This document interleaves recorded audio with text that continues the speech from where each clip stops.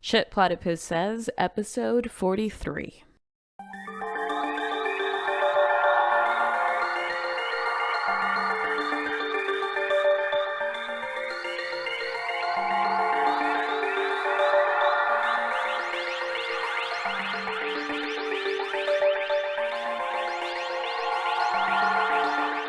Hello and welcome to a new episode of Shit Platypus Says, the commentary on the commentary on the left. My name is Pamela Nogales. I am one of your hosts. We have a three-part episode for you today. In the first, I sit down with our Toronto member, Cam Hardy. We talk about the recent trucker convoys, the ongoing protests against the vaccine mandate, which are currently spreading to other locations, including the United States and New Zealand. We discuss what the left has been saying about the protests, how they conceive of the role of the left in constituting a working class movement, and what, if anything, do they have to say about the vaccine mandates. In our second segment, Andreas Winterberger, a co-host and European correspondent, sits down with Amir Sturm. Amir is a member of Junge Linke, an Austrian leftist youth organization, currently working within the Communist Party of Austria, the KPÖ. They discuss the history of the party, its political self-understanding, and the relationship between Junge Linke and the Communist Party. Finally, our Shit Platypus Does team, Lisa in Leipzig and Rebekah in London, take up the highlights of Platypus in the 2021 year.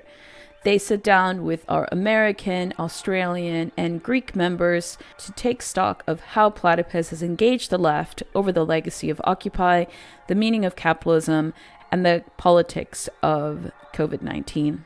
That's it for our episode. The Platypus Affiliated Society will be hosting its international convention, its annual international convention 2022 in Chicago during the first week of April. Our members will be traveling from around the world to come and discuss the important issues on the left today. We are back live in person, not on Zoom. So if you would like to join us, feel free to look for more information on our website at platypus1917.org. That's the word platypus, followed by the numerals 1917.org. More information on the convention should be up soon. Everyone is welcome. We look forward to seeing you there and the many social gatherings that follow. As always, if you like the podcast, share it, write us a review on Apple Podcasts. It really helps us get the word out, so that more listeners can be blessed by all of this knowledge. Enjoy!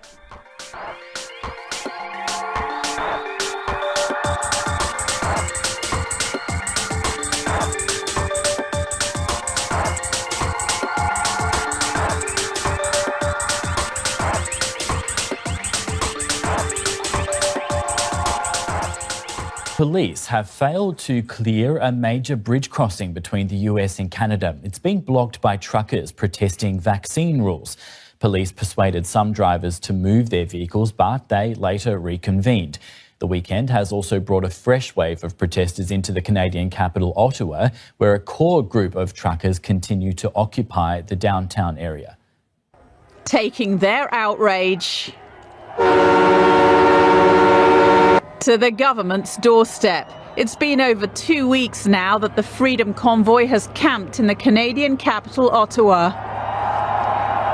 A plan to force unvaccinated truck drivers crossing between Canada and the US to quarantine sparked the initial rally. But the demonstrators insist the blockade goes way beyond opposing the rules on inoculations. We're not here about vaccinations, and I can tell you 90% of the truckers here are likely vaccinated, but we're here for freedom of choice. Police could not move the protesters off a border crossing. It's one of the major corridors into the United States. The blockade has affected trade and travel between the two countries. It's also inspired support rallies over the border to Buffalo in New York State and as far away as New Zealand. In the Netherlands, truckers rolled through The Hague And thousands of French police were deployed to stop the convoy of freedom from entering Paris.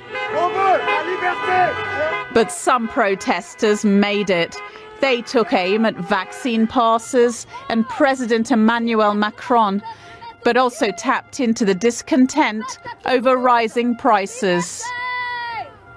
Our rights, our freedoms are violated. We just have the right to work, to spend, and to be taxed. The price of diesel increases, wheat, sugar, insurance increases, everything increases.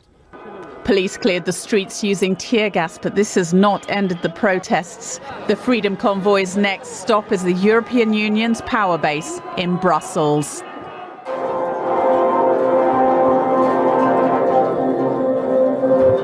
Hi, Cam. How are you? I'm well. How are you doing, Pam? I'm doing all right. So I heard that your country is in a state of emergency. Is that right? My province is in a state of emergency. Yeah, and my country's capital is in a state of emergency. But I'm not entirely sure if some of the other layers of state of emergency related to the pandemic are still operating. But this is certainly a new state of emergency in both the country's capital and in my province, which is Ontario. Well, so recently the truckers were supposed to leave the occupation of the Ambassador Bridge, right? That they were given an ultimatum. I think it was like last night, and they did not leave. They're still there as far as I can tell. That is ongoing. Okay. So the injunction was in place for 7 p.m. and then pushed to midnight. And it appears now that they've started arresting people on the Ambassador Bridge. Okay, so things maybe have come to a head. Yeah, and our Prime Minister put out a somewhat threatening statement saying, especially those with children should watch out. Yeah, so. I heard that. I'm sure that's going to go down really well. We're going to shoot down the bouncy castles. Yeah, it's kind of a different tone than I've come to expect from him. Yeah, I saw the debate between him and the oppositional leader, and he said that the opposition, the Conservatives, are supporting the protest, that they encouraged it, and they didn't seem to take a stand against that in the debate. So I don't know to what extent that's true. The Conservatives have their own issues right now because they definitely sympathize to some extent with the critics of the lockdowns and mandates. Yeah. But they also recognize as a responsible party of government that you can't have a bridge that does $300 million a day in trade closed. Right. So they have basically fired their parliamentary leader, the leader of the party, and now are going to be picking a new leader in the coming time. And one of the candidates is certainly critical of the lockdown measures and so on. I think the terms of the protests are like, we're Canadians, right? Like there's a lot of flags, there's a lot of emphasis on the rights that they believe that they have. I think I saw this massive banner in the Ambassador Bridge occupation that says like, we are demanding our constitutional freedoms. The language that they're using seems to be about the guarding of certain rights that they believe that they already have, that government is intruding.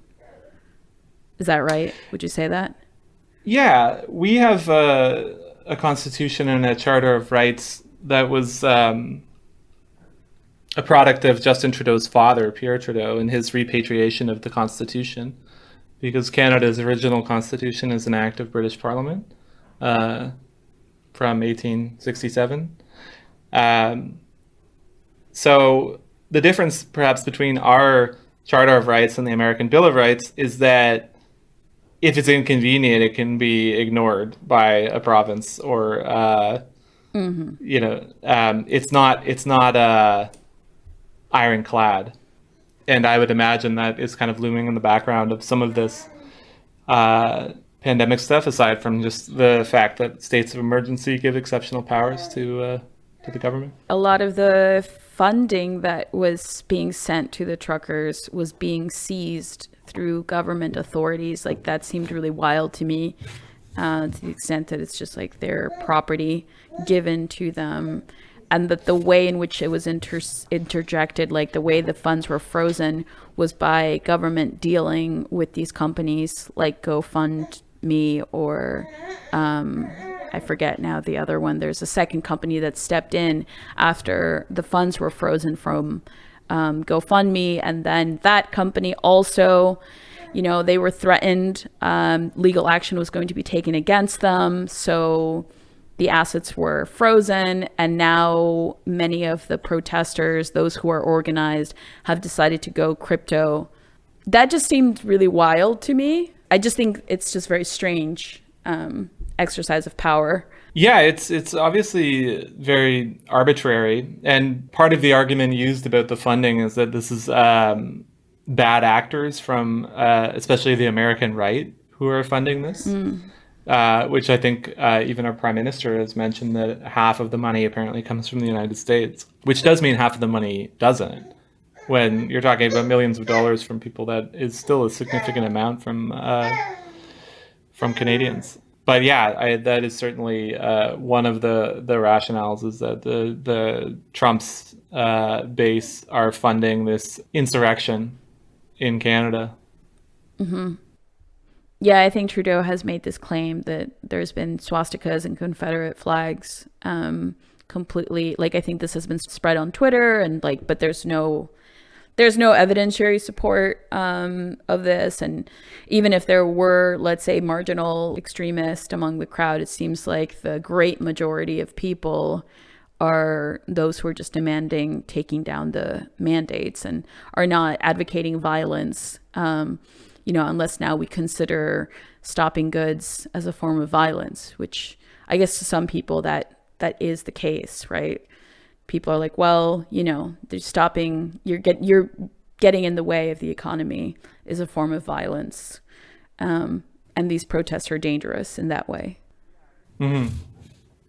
Yeah, harm and violence are both words that have had serious mission creep over the last few years. So, you know, the disruptions that are being caused and the real inconvenience of these protests is being cast as a form of violence or even terrorism. Yeah. I guess Toyota and Ford have been hit somewhat by not being able to move auto parts, and that to some extent has made people pay attention to this. For a while, none of the American media outlets were reporting on the protests. And just of the last 4 days, that's changed.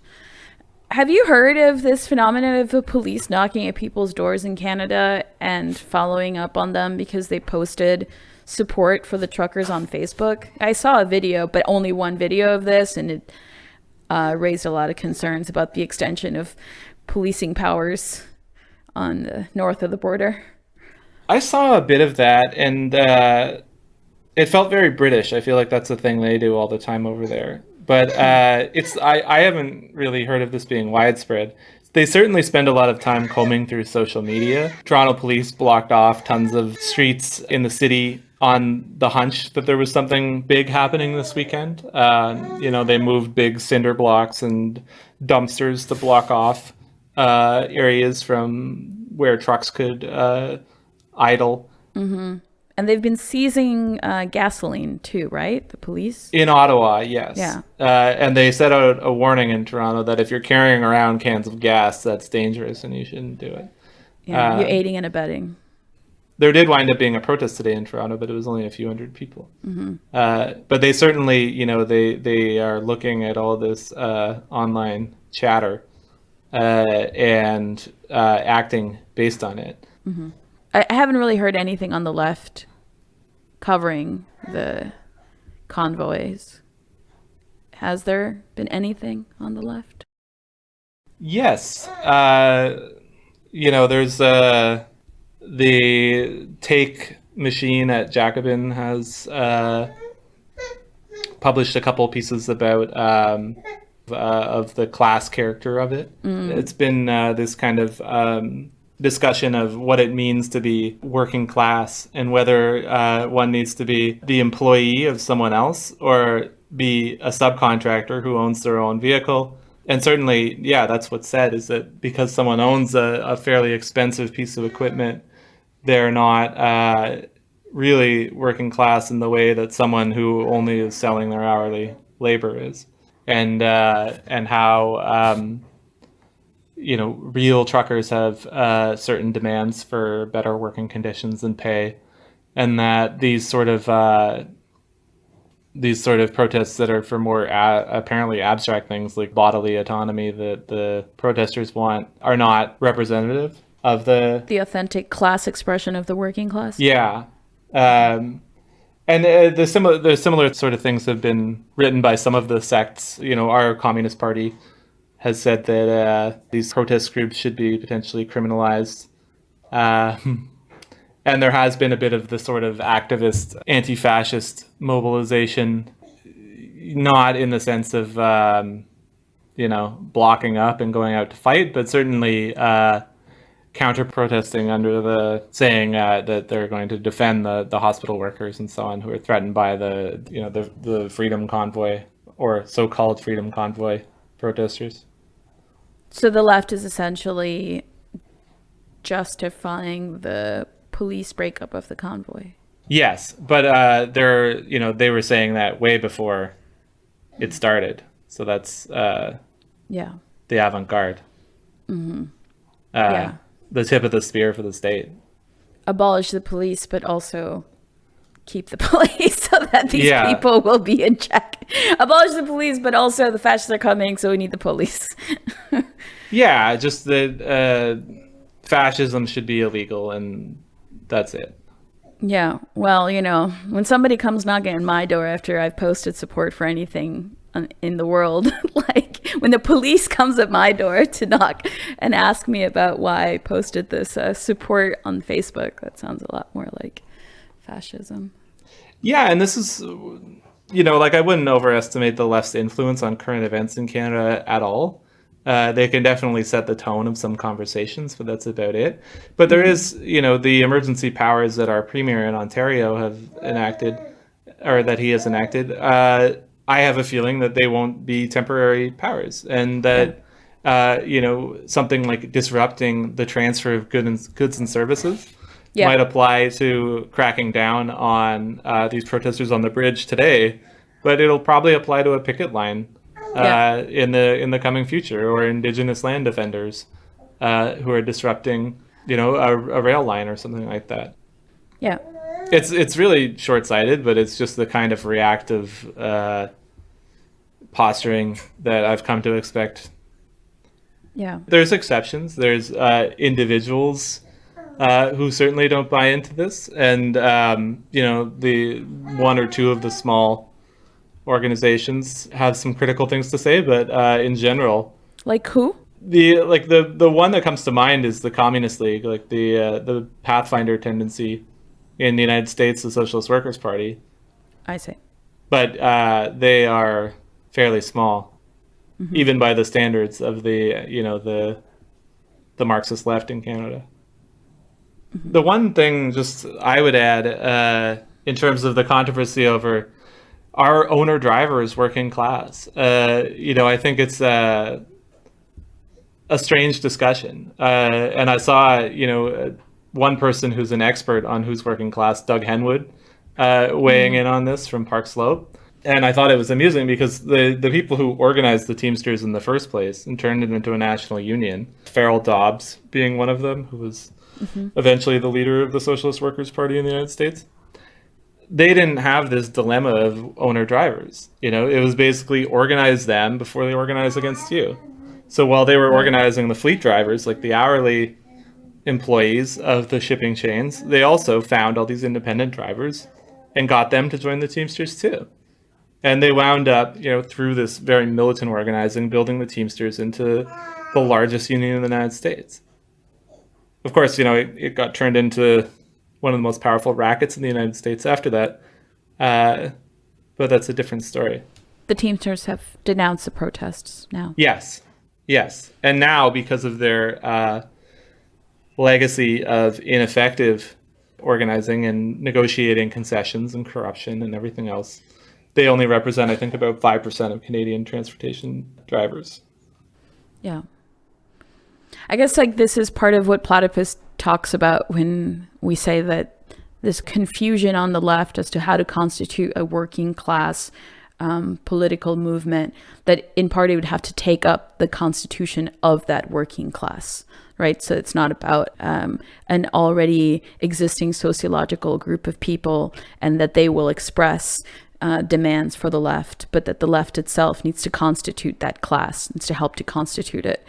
And so when you give in to this division and you say, well, these people own their own means of production, they own the trucks and then those don't, and you're trying to look for the authentic left as if it already exists among those people with their specific sociological status, as opposed to recognizing that it's absent.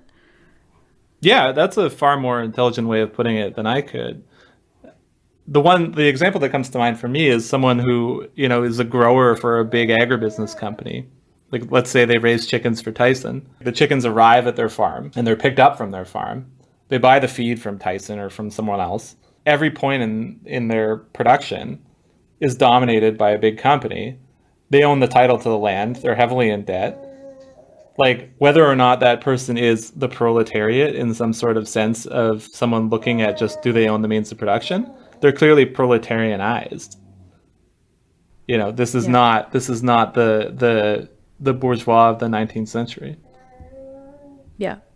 Well, thank you, Cam, for trying to make sense of some of what's going on in relationship to the left to the extent that we can. It's becoming more and more difficult to understand the present in those terms.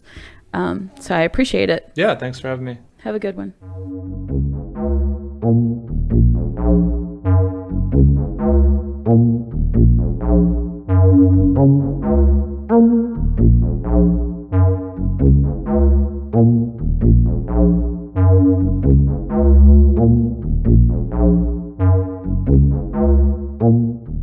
What is the KPÖ? KPÖ stands for Kommunistische Partei Österreichs, and that means Communist Party of Austria. The Communist Party of Austria is actually one of, I think, the third oldest communist party in the world, which sort of still exists in terms of organizational continuity. It was founded in November 1918, and it has made a certain kind of comeback, if you want to call it that, within the last year. So there were a bunch of events that put the Communist Party of Austria into the center of developments within the landscape of the Austrian left.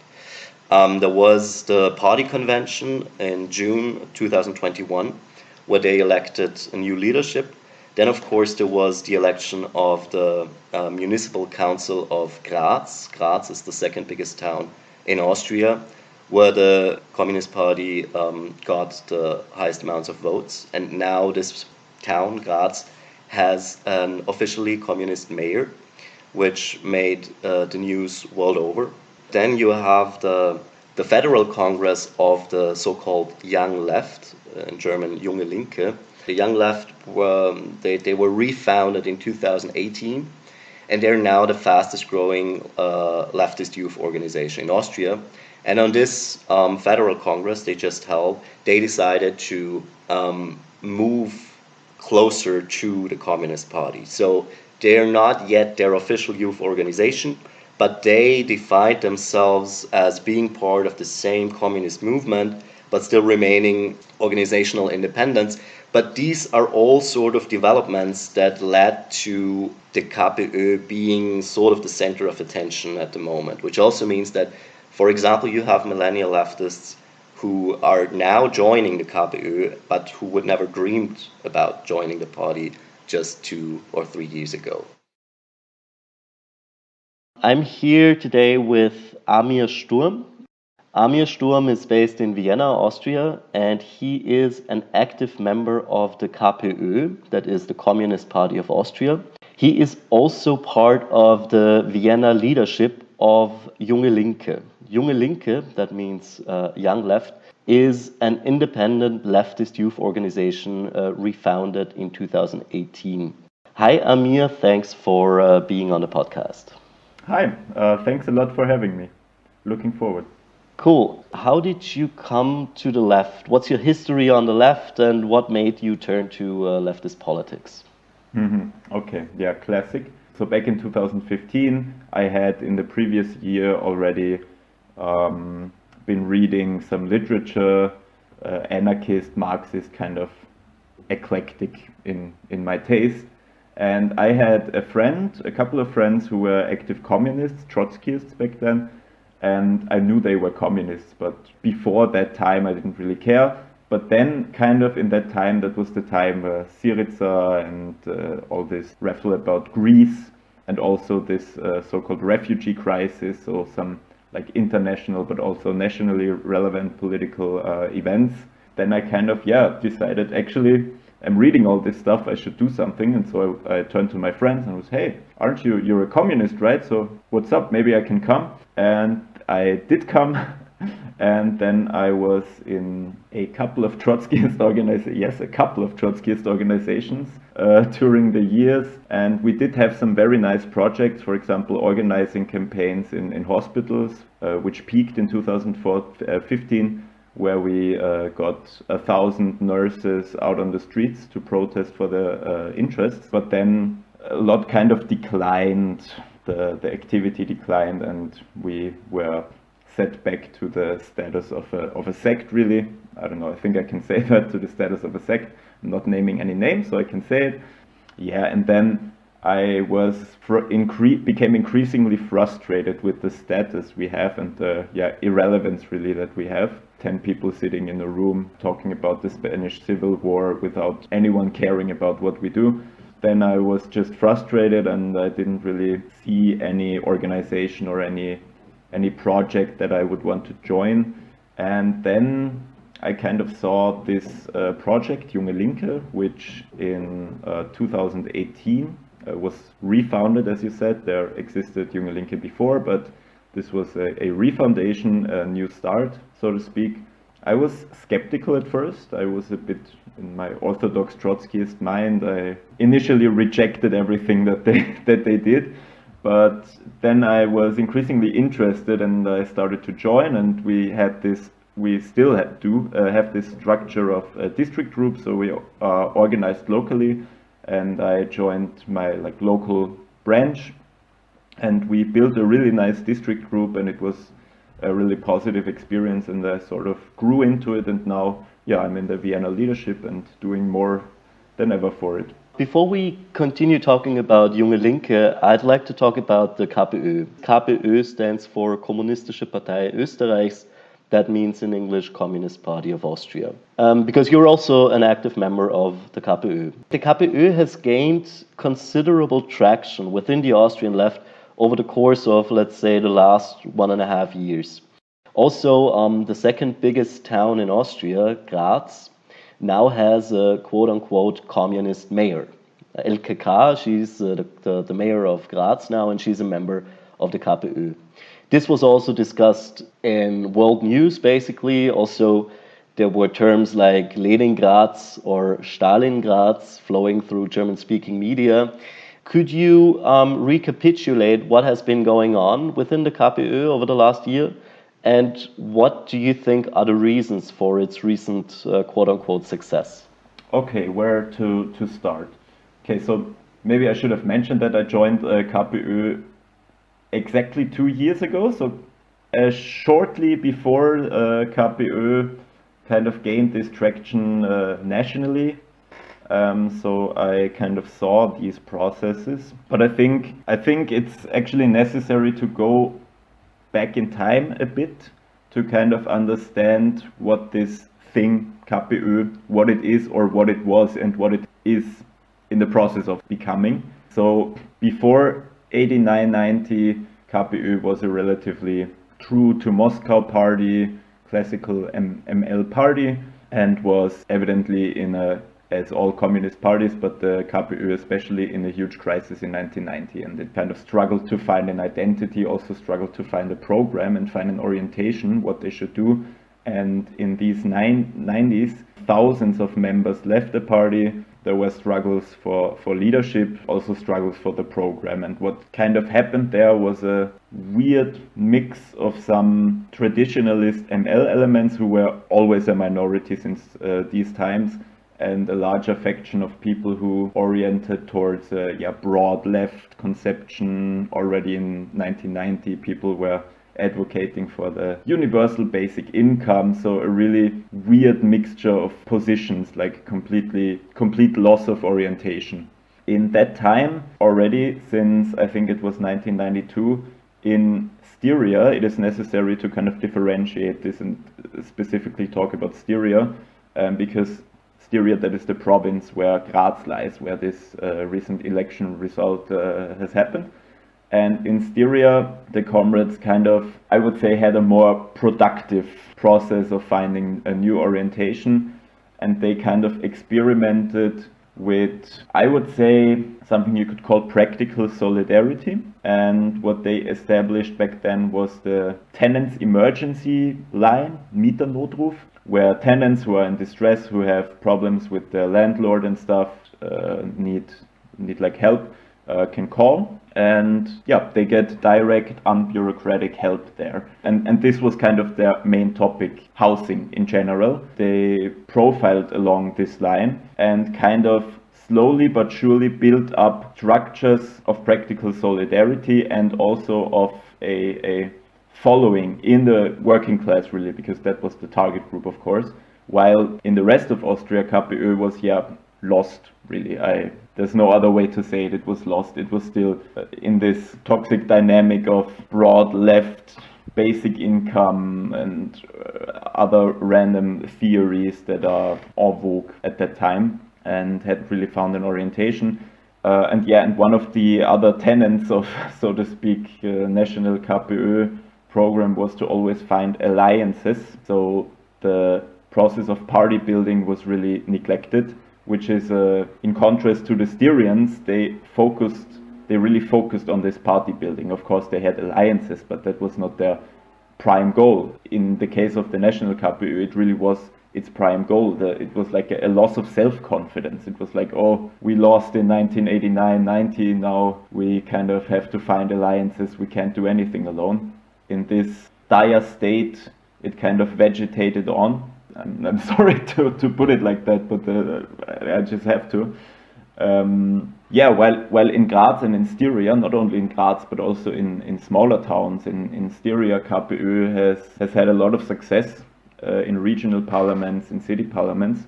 Nationally, there wasn't happening anything, and in national media, they were saying, oh, KPÖ, this can only be a local phenomenon, regional, provincial phenomenon. It has nothing to do with the party, nothing to do with communism. Even some KPÖ members started to believe this fairy tale, that this would be the case. But then in last year, there was the reorientation process. There was the party conference, national party conference, where a new leadership was elected, which specifically focused on party building. You mentioned this new leadership that was elected at the party convention. I think it was in June last year. There are two people within the new leadership that were actively involved in the refoundation of Junge Linke as well, right? Yeah, exactly. I was about to say this. This can really only be understood if we look at Junge Linke and its refoundation processes since 2018.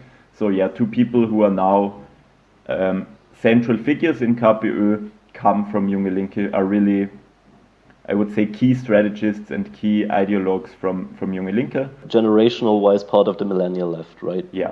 I always felt that what Junge Linke does has a bit of a Styrian feel to it. This clear focus on building an organization. Alliances should also aid this process of party building and are not reason of its own, but are to be seen tactical and strategically, and also this focus on a clear focus on the needs of working people, in Junge Linke case, of course, young people, and their most pressing needs and the creation of solidary structures. What you're saying is that one of the reasons for the recent success of the KPÖ is its orientation towards, let's say, the Styrian model of practical solidarity, focusing on campaigns that are not exclusively meant to rally people up for the next election cycle, right?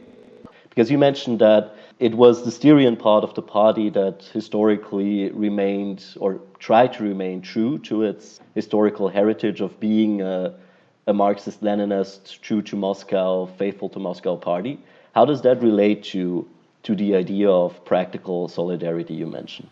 I'm having a really hard time finding a strategic connection to specific historical examples. History does play a role, of course, and to some part it is a role that is imposed on us by media. For example, you mentioned it, Graz is now Stalingrad, so of course in interviews one of the first questions always, Stalin, Gulag, blah, blah, blah, blah.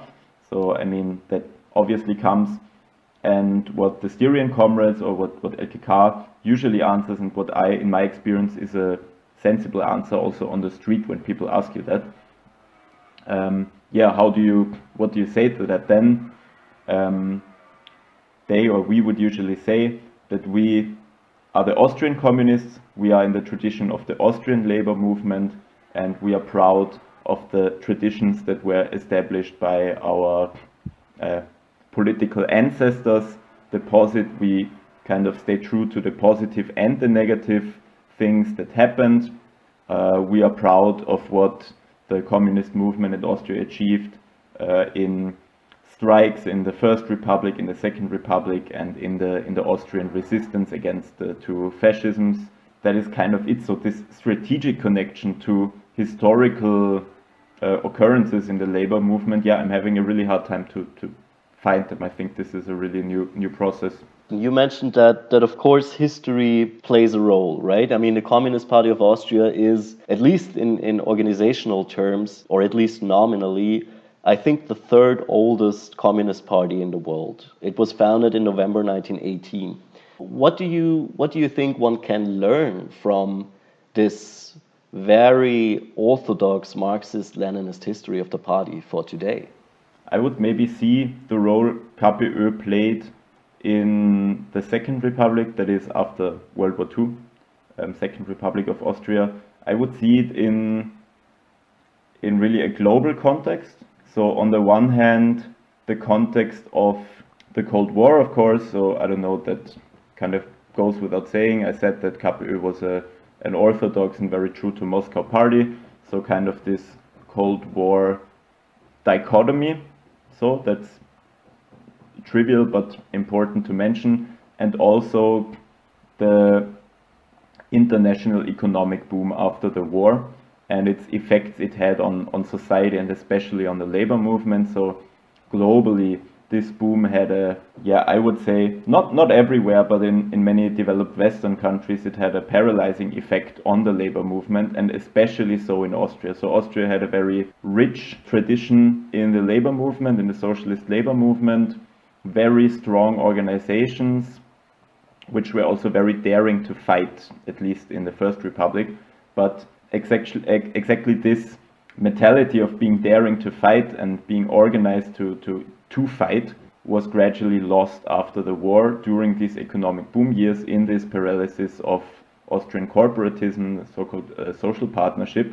And in this atmosphere, combined with this Cold War dichotomy, the role KPÖ played was marginal at best. It had, in some times, it had actually, I think, between 300,000 and 400,000 members, but that was in the occupation times. And then it kind of went down and came to a halt until 1989. So from the 60s until the late 80s, KPÖ was kind of stagnating in membership. And I think in this paralyzed state the Austrian society was in that times, there was kind of nowhere to go, really. Or it at least KPÖ had nowhere to go in this state it was in this condition it was in. I think it's important to see that both these factors are now, at least objectively, they are now gone, which opens up a huge window of opportunity, especially after the neoliberal devastation since the 1980s, which came a bit delayed in Austria. Everything comes a bit delayed in Austria. You said that the end of the Cold War, the end of the Soviet Union, now 30 years ago, actually opened up this window of opportunity we see now, if I understood you correctly. Well, that as well, but I think objectively this corporatist paralysis of the labor movement is now its objective material economical basis is in a sense gone now after decades of destruction of these structures of corporatism. I mean, they're still somewhat intact, but it cannot be compared to back in the 50s, 60s. Objectively, they might be gone, but the thing is that subjectively in the working class, this paralysis is still ongoing. So the labor unions and generally the organizations of the working class, they have a very limited mobilizing factor, and this is exactly this frustration in the Austrian working class and Austrian society at large, I would say, that I would date back to this paralysis, which had, I guess, an objective root, which is economic boom and corporatist management of the state and society, which is now to some extent gone. But this paralysis is still there. And I think, for example, the rise of right-wing populism in Austria, which started in the 80s already, is kind of an after effect of this paralysis, that the working class has nowhere to go. It has nowhere to go, but is also kind of, still paralyzed and inactive. And this is exactly, so I would rather say, sure, the end of the Cold War dichotomy is also a factor that kind of opens this window of opportunity, but I would say this other factor is, in an economical and social sense, more pressing as a window of opportunity that now really shows the need for a communist party, shows the need for a real working class party. It is more necessary than ever, I would say. How would you say does what is going on at the moment within the KPÖ fit into a sort of more international context of the left today? Are there any other organizations, groups, processes that the KPÖ is orienting themselves towards? Okay, so I kind of already touched on that. So we said maybe first the negative definition of that. So we kind of said, it's not this traditionalist ML orientation. So it's not akin to, say, Communist Party of Great Britain. It's also a communist party, but it's not akin to what these guys are doing. But it's also not this Euro-communist. What does that mean for you, like a traditional Marxist-Leninist party orientation? What would you say does that entail, and in what way is the KPÖ different? Parties like the Communist Party of Great Britain, for instance, as I would say, for example, historically, I would say these types of parties do not acknowledge, in a sense, the defeat of socialism. And that's important to say, defeat of socialism. It's not about it being inferior to capitalism as portrayed in all media. It's not about its inferiority, but it was a defeat objectively. It lost the contest. This is not really acknowledged, I feel, in the programs and especially in the praxis, and results in a type of approach to society in their respective countries that has overly focuses on the fact of being, so to speak, on the right side of history, the objective necessity of socialism, and not really being kind of blind to the fact that today, after these, what I described earlier, this paralysis of the working class in the post-war years, and the neoliberal devastations after that, and the situation that we are now in, that this is not really acknowledged on a subjective basis. That it is focused on, okay, objectively there is the necessity of socialism, the revolutionary subject, the working class will at some point realize that, but what I'm kind of missing there is this focus on even reaching out to the working class. I mean, it sounds kind of trivial, but many of these parties, I feel, have no strategy of creating a working class basis by having and this would require this acknowledgement of, on the one hand, the defeat, and on the other hand, the objective and especially subjective situation that we are in right now. And from this should result specific strategies. Where do you see the KPÖ within the next 5 years? What should it be? Where should it be? After the next 5 years, okay, that gives me a bit of a vagueness to be a bit more dreamy. I think it should be a genuine working class party from its base, but also from its membership. I think that's really something that we have to tackle, and that's important. And I think this is a keyword that actually didn't come up in this whole podcast, and I think it's necessary to name it. A really important keyword, that is trust. That is really a key aspect of all the activity that we are doing in Junge Linke as well as in KPÖ, and that is the key aspect of the success of the Styrian KPÖ. That is trust. Trust in wide sections of the working class, trust in, on the one hand, trust in the party, trust that this is honest, really, sounds trivial, but yeah, trust in the party, but also trust of the working class in itself, trust in itself being able to achieve change, as vague as it sounds. But this vague feeling is something that I think we build on and that we are lacking outside of Styria right now. And I think this is something that we have to achieve. And this, trust in the possibility of change. A comrade from who is in the national leadership of KPÖ, he phrased it like this, that the strategy is kind of to have a critique inside the commodity form become a critique of the commodity form. Still also kind of vague, but I think I hope I kind of filled it with life now and filled it with content, and I think this is something that we have to approach. What is the ultimate goal of a communist party, in your opinion? To build socialism. I'm not happy with that, right? That's not enough. Could you elaborate a bit on that?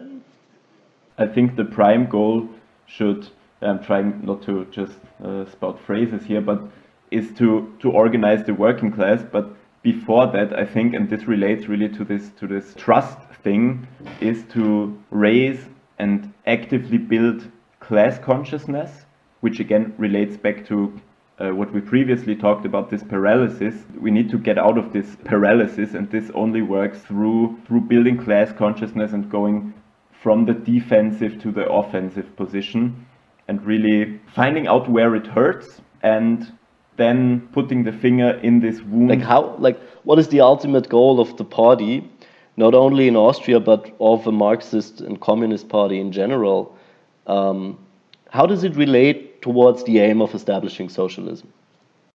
Well, I mean, the party, of course, should be the organizer of the working class, and specifically of the working class's everyday interests. In that sense, I think the goal must to be, it's a bit of a phrase, but of course it's more important than ever considering what we discussed before, in raising class consciousness. And I think this must mean to gain back a sense in the working class of being an actor of history, of being an actor maybe of history, but first being an actor of one's own life, and from that building to being an actor of history at large, and from that to building on being the actor of history at large. This is one of the central presuppositions of the possibility of revolutionary change, of course, of the working class having class consciousness, seeing itself as the actor, the vehicle for social change, and having the self-consciousness to go for it, so to speak. And this is really the construction side that we have to be working on right now, considering what we talked about before. I cannot stop mentioning it, but this corporatist, these after effects of corporatism, this paralysis in the working class. This has to be overcome, and I think this is the central objective of the Austrian Communist Party and of any communist But do you think this is the moment for it now, where it can be done? I'm cautiously optimistic that, yes, I mean, we kind of touched upon it. I think with these two factors, with this dichotomy of the Cold War being gone and corporatist paralysis of society and economy being to some extent gone, this really opens up possibilities that were not there in Austria and in Western Europe and in the world. Amir, thanks a lot for the interview. Yeah, thank you for having me. I like talking about what's going on in Austria and what it has to do with the world. Okay, cool. All right, Amir, take care. Yeah, thank you. You too. Bye. Bye.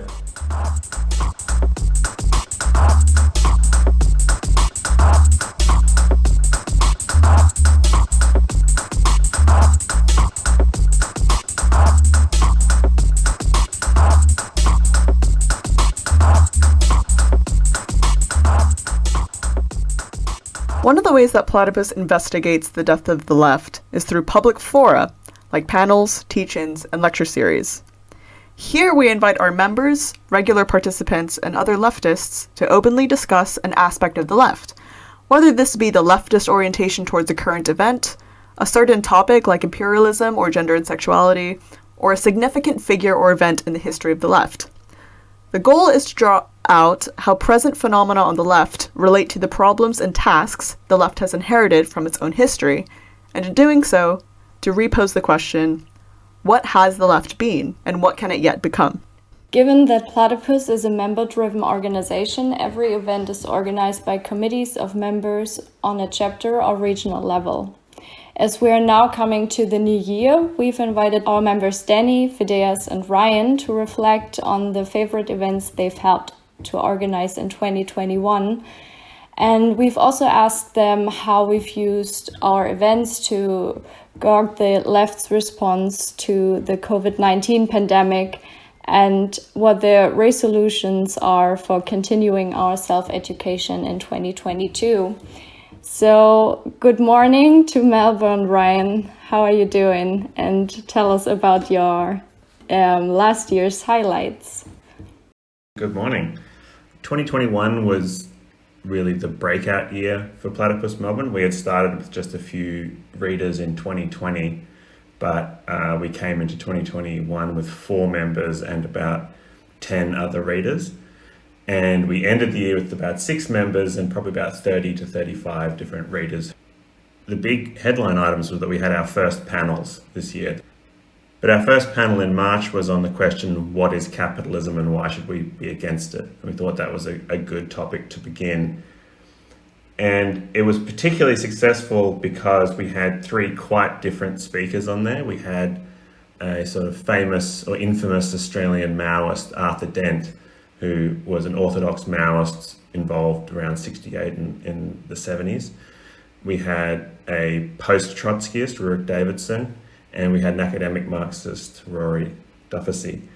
And so the interesting thing about the panel that we found was that all 3 of them sort of agreed on the definition of capitalism. They all said that capitalism was a mode of production.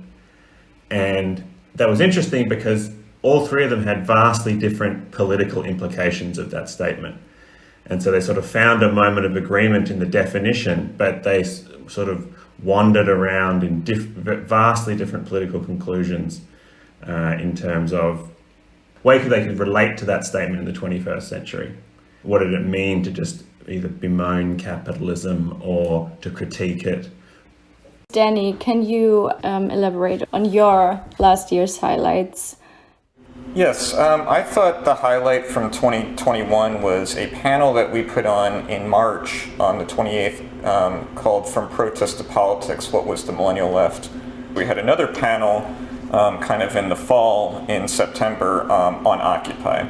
And I think that panel was a highlight for me, this March one, which involved Connor Moshe, John Judas, Ingar Solti, John Lavelle, and myself. It was a way of reflecting on kind of a very important moment in the millennial left consciousness, especially around the formation of something like Jacobin or even the term millennial Marxism, which was Occupy, and then 10 years later. And I thought the kind of conversation that showed up both on the From Protest to Politics panel, what was the millennial left, and from the Occupy panel, was how the Trump phenomena sort of refracted kind of the left's understanding of what had happened in the Occupy moment. Kind of the way in which this history is still being digested. And that actually goes to kind of what we try to do in Platypus, which is to bring up what we believe might be undigested phenomena or even obstacles ideologically amongst the left. Actually, Danny, I really liked what you said there in terms of usually when we hold events like panels or interviews or teach-ins, as part of that digesting activity that these public fora do, you get new iterations and responses to the initial initiative. What is it that these events offer that you don't really get in the other activities like the reading group? I would say that the first thing that is immediately on display is differing histories of Marxism. You'll rarely see panels here in Australia or any sort of events that will have people from quite different perspectives. And we notice that the panelists will speak in a particular way when they know they are talking to someone who doesn't actually have the same historical understanding of Marxism that they do. It's the relation of our reading group, our coffee breaks, our panels, and that's where you can get a kind of way in which history mediates these ideas, right? Like, what does Lenin mean today? What does Luxemburg mean today? And you might not just get that if you just read the book by itself. To get Phedias into the discussion, tell us what you experienced in your group, and please tell us where you're situated at the moment.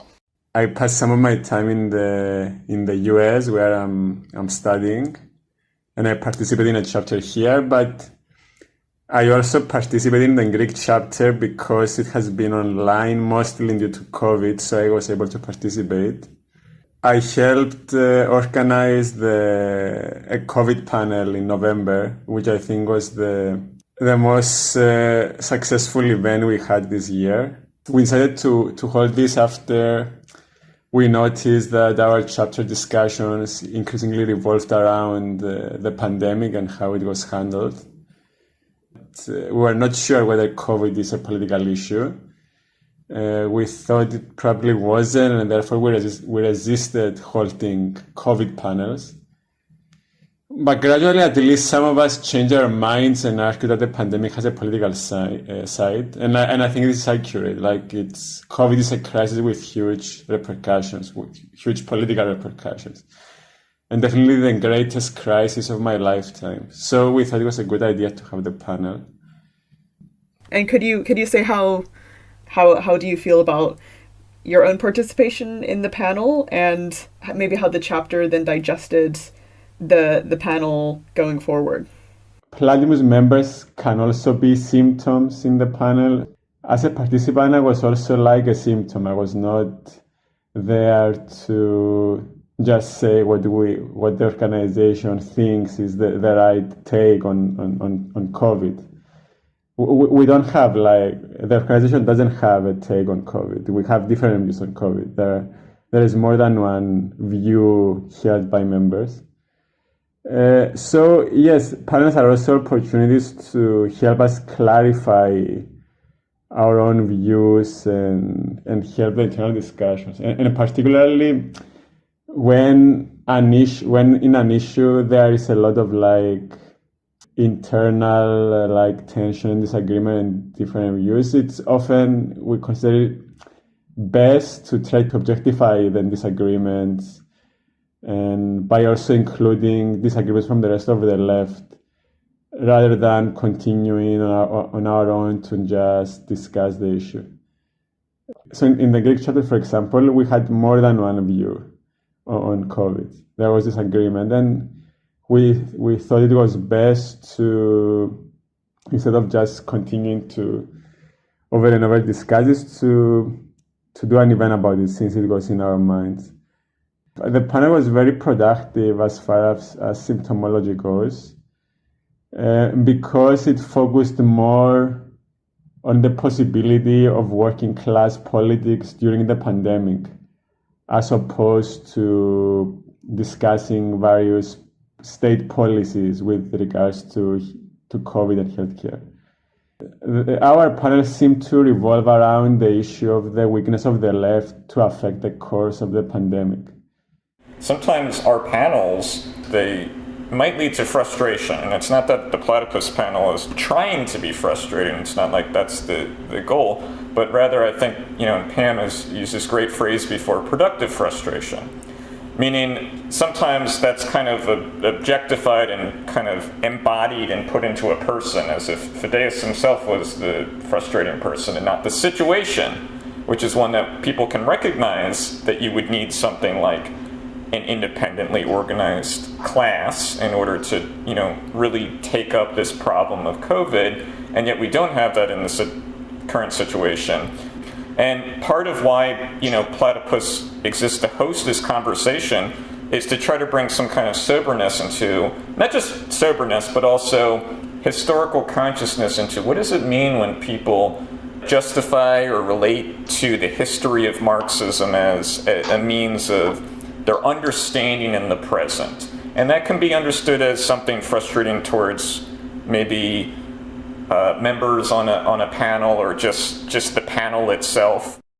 So Ryan, you in Australia, you organized another iteration of the COVID and the Left panel, and you also did the interview with Sue Bolton for the podcast for the episode 41. What was your experience with the left and the symptoms in the room? And according also to what Danny and Phedias were saying. As I mentioned before, we had the longest lockdowns in the world here, and some of the most draconian at times. Largely throughout most of it, the left had been supporting the lockdowns.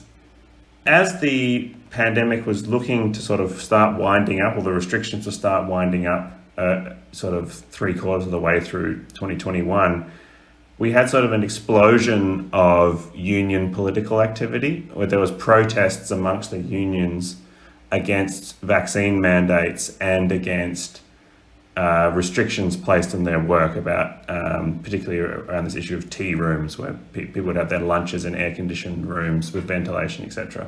And seemingly out of nowhere, it boiled over into some first a violent attack on a union office, but then also into a wave of mass protests. So one of the interesting things that happened in our panel, which was completely unplanned, was there was a group called the Campaign Against Racism and Fascism that had started plastering the whole city of Melbourne with posters saying, don't scab, get the jab, meaning if you oppose vaccine mandates, then that is the same as being a scab.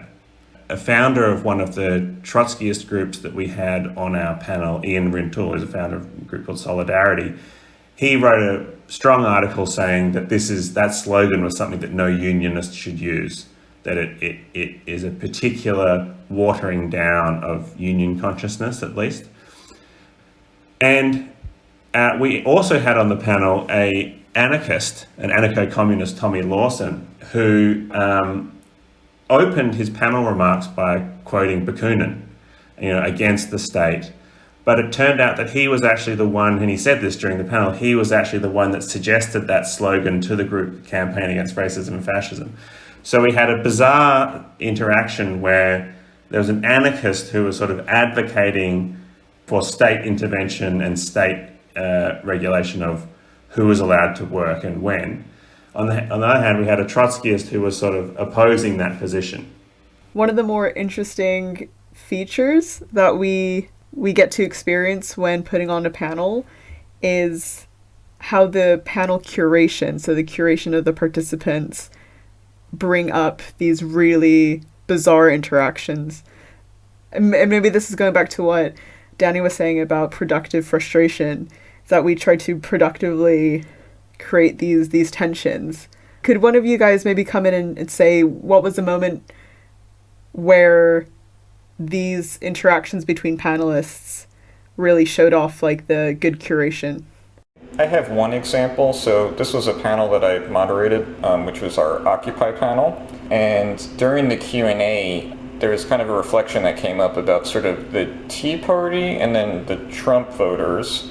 And I think Ken Knabb, who was on that panel, he began responding by kind of saying, yes, the Trump voters, like they have a real basis that they would need to potentially be organized for socialism. He basically was putting something more affirmative towards them having a real discontent and likening it as well to the Tea Party, which was closer to the Occupy moment. So Occupy is maybe perhaps a response to the Tea Party. And then one of the fellow panelists, Arun Gupta, kind of pushed back in that sense. And that sort of caused Ken to then kind of somewhat revise his response in that sense. And I guess I bring that up because sometimes in isolation people can have certain views, but then when they kind of interact with other parts of the left, it can cause them to reflect on them or maybe doubt them, consider it like, I don't know, what's the phrase, nighttime thoughts, like that's not what I really meant or something like that. So I thought that highlighted the way in which this is still a phenomena that there's some ambivalence about in terms of Trump. In our panel, I wouldn't say that we had the amazing moment of revelation or anything, but I think it was an opportunity to have both people very critical of the pandemic handling and the mandates, and also people on the opposite side. And these sides usually they just demonize each other on social media. And we have them discuss, and it went fine despite the tense topic. But what we care about is the differences and the ambivalence. And I think our panel was successful in demonstrating two kinds of ambivalence. So we had on one side some panelists viewing the state as the good welfare state, and we had the anti-vaxxer panelists viewing the state as like bad and authoritarian. And the panelists affirmed one or the other side of the state, unable to realize that they are two sides of the same coin. We had a German iteration of the COVID and the left panel too, and what I found impressive was how the left, as different as they were in their bubbles, where they come from, where they agree upon.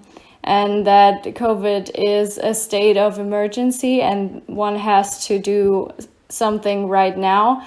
And I think this is also the difficulty in doing a panel on COVID for us is we don't want the left to talk about the policies they would support or not, but we want to focus on the politics. And this is where we push them into these, what Danny called the productive frustration. It's exactly with the politics. And this is what I think Ryan also said when, as you told us, that you chose the What is Capitalism panel as a first panel, but you didn't want to hear analysis from the left what capitalism was, but what does it mean politically? That's why we had our coronavirus panel late in the pandemic, essentially, because we were worried that the left was just going to talk about policy, and we didn't want to have a debate over which policy was going to cause the less harm. It was only after those politicization incidents amongst the unionized working class that we actually decided to do the panel. And we talked to Stefan Hein, who was the organizer of the German panel, and he helped us a lot in our curation. So it was great to have that kind of international collaboration to figure out how to direct the conversation away as much as possible from policy, which is somewhat of an ephemeral subject, and the left will have a new iteration of policy at every different stage of the pandemic, and those things are easily forgotten. What we wanted to try and capture in our panels as well is capture the left's thinking at a particular time get them on the record so that when the left does undergo sort of a voluntary self-lobotomy in, post-pandemic, whenever that may be, that we have a capturing of the way that the left was thinking at that time and how they were justifying their positions historically and politically. I just wanted to say, in terms of the way in which you could categorize a lot of our panels, which is that on the one hand, there are panels that I guess you could say are suggested by Platypus members, so like, what is capitalism? These are topics that maybe look like they're more perennial, that you could have that question in 2011, you could have that question in 2021, and then seemingly more specific related to the activism of the time. And in a sense, those seem to be more suggested by the left. So like the COVID and the left panel, anti-fascism in the age of Trump a few years ago, the police brutality protest panel that we did in 2020. But when you look at all the panels all together, this is also something that kind of is then symptomatic of the way in which the left kind of relates its own history. And this is part of what we try to do in Platypus, is to show this continuity, meaning the What is Capitalism panel and the COVID and left panel, in a sense, it kind of ought to be the same topic, which is that COVID, however it's expressed, is mediated through the social crisis. Even if it's a biological viral phenomena, it's still experienced and expressed through social relations. And so it should be kind of the same question as what is capitalism, to some degree. I'm not saying obviously completely identical. And yet it seems to require to ask two separate different questions of tell me what is capitalism, and then someone will tell you, well, read the Communist Manifesto and Das Kapital, and then tell me about COVID, and it's like, well, I don't know if I'm for the shutdown. And that kind of distinction right there, that kind of holding apart right there. And so this is why in the Platypus Review, as well as on this podcast, it could be very fruitful to relate all of these together to show that there's a continuity in thinking about seemingly perennial and seemingly immediate. I think also on that point, Danny, is that we certainly noticed this after our What is Capitalism panel, where once you churn those waters up, then the question lingers in the mind of everyone, like all of our readers will keep, referring during our reading group to, oh, remember when so-and-so said this on the What is Capitalism panel. It unsettles like the bedrock of history. It all becomes just loose mud again that you can sift through and try and find meaning for the left out of that sediment. Yeah, at the very least, our panels they're objectifying the left of our moment, basically, for posterity. So if someone in 50 years' time wants to see what the left was about in the early 21st century, they can listen to our panels and read our transcriptions of our panels. This intervention through the panels manages to have an effect on a further effect on on the left that's harder to judge, because in my experience it has become harder and harder to find good symptoms for panels, and given that we want the best panelists possible, it has become increasingly difficult to find interesting takes that channel some of the history of the left. That's a bit of a bombshell, Phedias. We'll check back in 5 years. We'll see how it goes. That said, what are the New Year's resolutions? What are the projects? Yeah, tell us what you want to do the next year.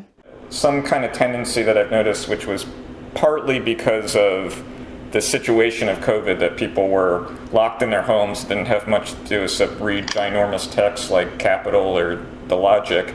I think that is somewhat characteristic of the kind of newly politicized left now. I've noticed that various left groups are partaking in very extensive, even exegetical reading groups, that they're going to read like a philosophical text, the Anti-Düring, like that's how you're going to introduce Marxism to people. And I think that means a few things. I think one, it reflects the way in which there's a sense that the millennial left is either stalemated or at an end, and that it's, the Zoomers have to pick up the ball in some way. And so some sense of needing to reflect and have a better theoretical sense than perhaps the millennials rendering secondary of things and focusing on, the Sanders campaign or the Corbyn campaign and kind of activism, and that we're going to get a theory down. This has been sort of my experience with the kind of Zoomer generation that I've met on campuses. They're like instantly asking me about very deep texts that I did not know at all when I was their age. And so I think that is a phenomena going forward. Even I would like to put on a panel that's just like, what is Marxism? Why do we need Marxism? Meaning Platypus has done what is socialism, what is social democracy, the death of social democracy, but what is Marxism? Why do we need that at all? Is this really what we need? I don't know. We started planning a panel on the question of a new political formation of the last 3 years called the Victorian Socialists, which is sort of a left unity front between various socialist groupings, largely Trotskyist. And we'd sort of planned it, but we're just waiting till there's some sort of possibility to do it in public again. And for that, we wanted to engage Australia's largest socialist organisation, which is called the Socialist Alternative. We've had plenty of good interactions with them, but we haven't been able to get them on a panel or in print yet. But we really want to hear what they say. And also, there's another group we want to engage this year called the Australian Communist Party, which is a sort of a split from the Communist Party of Australia that sort of dissolved post-Soviet Union, and the sort of new sort of Stalinist formation that has a lot of online groupings and organises food distribution to homeless, etc. So they're an interesting group that we've wanted to engage with. So I think it's important to discuss more the issue of the state and the left, so I can see a more specific panel about the state, or maybe even about the collapse of liberalism. I think those issues are related and are blind spots on the left today. So my home country is Cyprus, which is a different country from Greece, though we speak the same language. And I've long wanted to manage to start a chapter there as well. I've recruited a few people, but we are spread out some of them are in different countries right now. We have an election in a year. I think it's a good opportunity to have a panel on our leftist party. So Cyprus has the biggest communist party in Europe in terms of percentage of votes. They get 25 to 30% of the vote. It's the second biggest party. But it's really just like Syriza, or even worse. Again, everyone on the left in Cyprus ends up supporting this party when elections come. So it would be good to objectify this symptom in a panel. I'm just going to wrap that up, guys. Thank you so much for participating. Well, Happy New Year, everybody. And Happy New Year to you, Lisa. Cheers, Happy New Year.